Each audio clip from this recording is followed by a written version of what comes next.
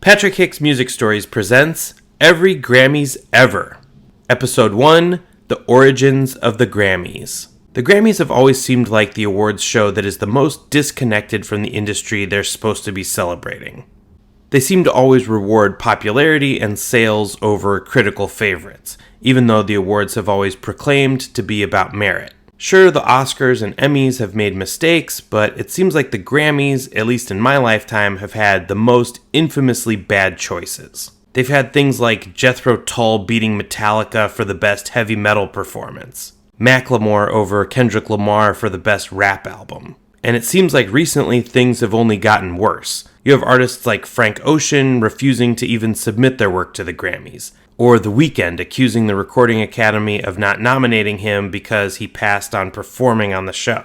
So what happened? How did it get this way? It occurred to me that I didn't know that much about the history of the Grammys. So I set out to learn and to analyze every single Grammy Awards ever. This series will cover over 60 years of Grammy history, from 1959 to 2024. And maybe together, we'll figure out what went wrong. In this first episode, I'm going to talk about how the Grammy Awards came to be in the first place. We're going to go all the way back to the 1950s. It seems crazy that in 1957 there was still not an awards show for music. Movies had had the Oscars since 1929, TV had had the Emmys since 1949, when there weren't even any good TV shows yet. No offense, Lone Ranger fans, but there was nobody giving away awards to the best songs and albums of the year. That was until the National Academy of Recording Arts and Sciences, or NARAS, came around. NARAS, which is now just called the Recording Academy, had its origins in a totally different project. The Hollywood Chamber of Commerce in California had decided in the 50s to create a Hollywood Walk of Fame. It was going to honor actors, directors, producers, and musicians. So to decide what musicians should be honored with stars on the Walk of Fame, the Chamber of Commerce asked a committee of record executives.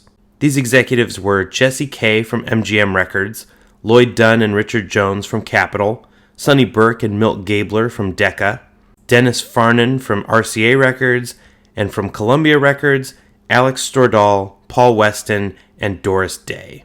Yes, that Doris Day.